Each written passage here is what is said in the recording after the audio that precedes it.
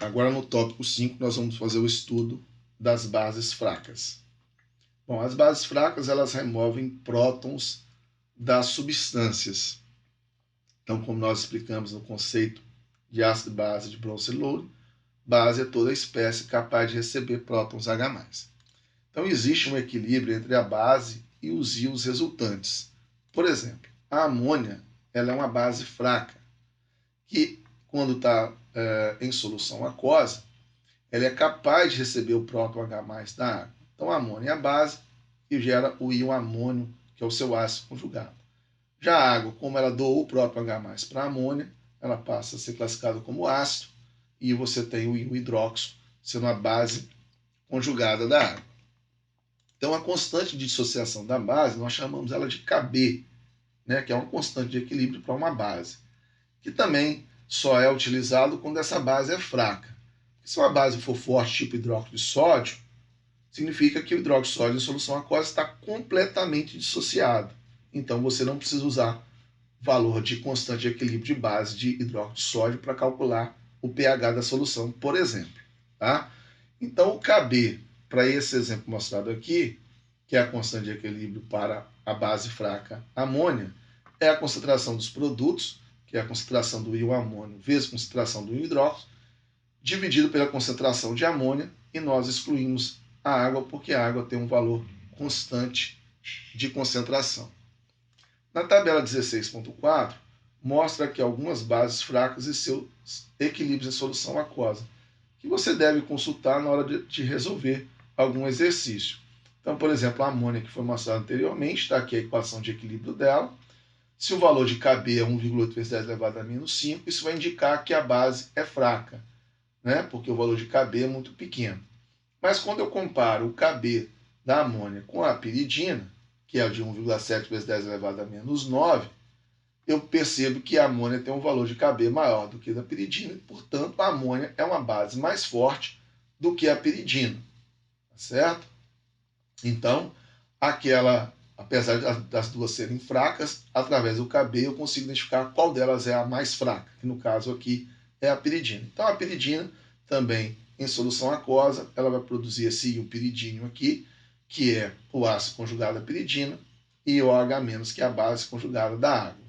Então, para todas as moléculas aqui, você tem a equação de equilíbrio, o seu respectivo Kb, que você pode consultar para resolver exercícios de cálculo de pH. Como nós vamos fazer agora no exemplo 14.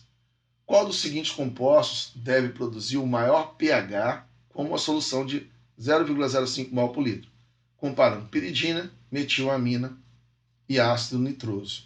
Bom, se todas têm a mesma concentração, você nem precisa fazer o cálculo. Basta você analisar os valores das constantes de equilíbrio.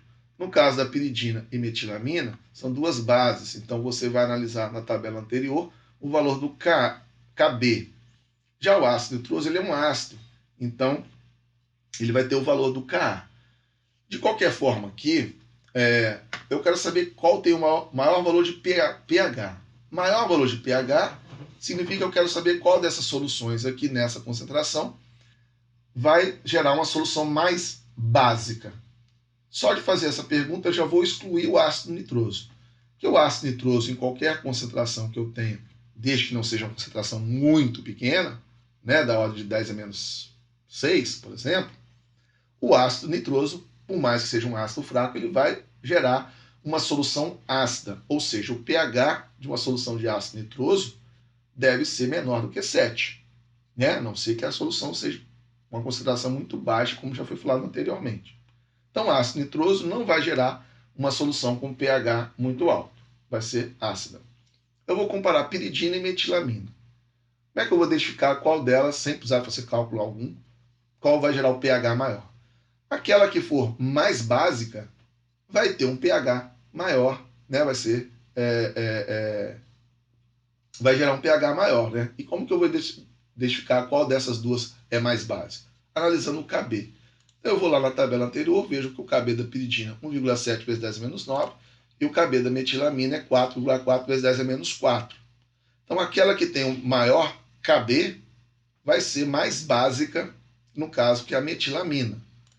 Coloquei aqui apenas o K do ácido nitroso, mas ele não tem que ser comparado com Kb, porque isso aqui é ácido, vai gerar uma solução com pH menor do que 7. Então, ele já foi excluído. Então, a sua resposta é metilamina, que vai gerar um pH maior, já que, comparativamente, a metilamina é mais básica do que a piridina, apenas analisando o valor de Kb da metilamina, que é maior do que o Kb da piridina. Certo? Bom, nós temos alguns tipos de bases fracas. As bases geralmente têm pares solitários de elétrons ou cargas negativas para atacar os prótons. As bases fracas mais neutras contêm nitrogênio. O nitrogênio tem um par de elétrons não ligantes neste átomo, que é quem vai se ligar ao próton H+.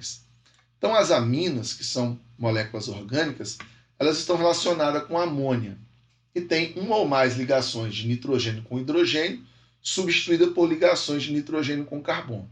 Então, quando eu substituir, por exemplo, na molécula de amônia, que é NH3, substituir um hidrogênio por um grupo CH3, eu tenho, então, uma amina. Nesse caso, nós temos o exemplo da metilamina.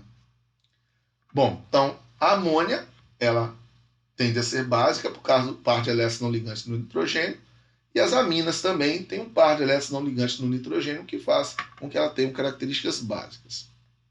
Bom, os ânions de ácidos fracos também são bases fracas. Por exemplo, esse ânion aqui é o ânion hipocloroso.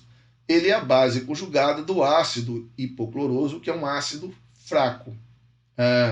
Então, esse íon hipocloroso, quando combinado com água, vai gerar o ácido hipocloroso, que vai ser o ácido conjugado desta base aqui, e a água vai gerar o hidróxido, que é a base conjugada da molécula de água, que perdeu um próton aqui, então a água aqui é um ácido, né? Então, para esse hipocloroso, existe um valor de Kb, e o Kb é 3,3 vezes 10 elevado a menos 7, indicando que o íon hipocloroso é uma base fraca. Então, vamos resolver agora o exemplo 15, para fazer um cálculo aqui de concentração. Uma solução de amônia em água tem pH de 10,5. Qual é a concentração em quantidade de matéria, em mol por litro, né, da solução de amônia? Para isso, nós vamos escrever a equação de dissociação da amônia. Eu prefiro usar água aqui, né, para gerar o íon NH4 mais aquoso e OH-, tá? E vou fazer aquela tabelinha. A concentração inicial da amônia eu não sei, é justamente isso que eu quero descobrir. Eu não sei quanto de NH4 mais vai ser produzido, nem quanto de hidróxido vai ser produzido. Eu sei que essa amônia em contato com a água, ela vai sofrer uma dissociação e então vai subtrair um valor aqui de X, porque ela é o reagente nessa equação química. Então, menos X. Vai produzir mais X do íon amônio e mais X do íon OH-, já que é a proporção de 1 para 1 para 1. Então, no equilíbrio, eu vou ter a concentração inicial de amônia, que eu não sei, menos X. Vou ter no equilíbrio 0 mais X, X, que é a concentração do íon amônio, e 0 mais X, X, que é a concentração do íon hidróxido no equilíbrio. Bom, mas se foi fornecido para mim o valor do pH, eu consigo encontrar a concentração de OH- no equilíbrio, o valor de X. E se eu encontrar o valor de X, essa conta vai ficar fácil para descobrir a concentração inicial da solução. Então, como que eu vou fazer para descobrir o valor de X? Se o meu pH é 10,50, significa que o meu pOH tem que ser 3,50, né? Porque o pH mais o pOH tem que dar 14. Então, quer dizer que a concentração de OH- é 10 elevado a menos 3,50. Então, a concentração de OH- é 3,16 vezes 10 elevado a menos 4 mol por litro. Eu tenho que a constante de equilíbrio Kb para amônia é a concentração do íon amônio vezes a concentração do hidróxido, dividido pela concentração de amônia. Substitua os valores que eu obtive nessa tabela aqui no equilíbrio. O Kb, você vai ter que olhar lá na tabela e verificar que o valor dele é 1,8 vezes 10 a menos 5. A concentração de amônio e hidróxido são iguais, que é igual ao valor da concentração de OH- aqui, que é 3,16 vezes 10 a menos 4, vezes 3,16 vezes 10 a menos 4, dividido pela concentração de amônia, que eu não sei. Novamente, mesmo que eu não saiba esse valor de X, que é o que eu quero descobrir, que é a concentração de amônia, como o valor da constante de ionização da base aqui, Kb, é muito pequeno, eu posso desprezar o valor de x aqui quando eu faço essa subtração. Então, no equilíbrio, a concentração de amônia vai ser igual ao valor que eu tinha no início aqui, tá? Então, porque eu estou desprezando o valor de x, porque eu estou verificando que a constante de equilíbrio é muito pequena.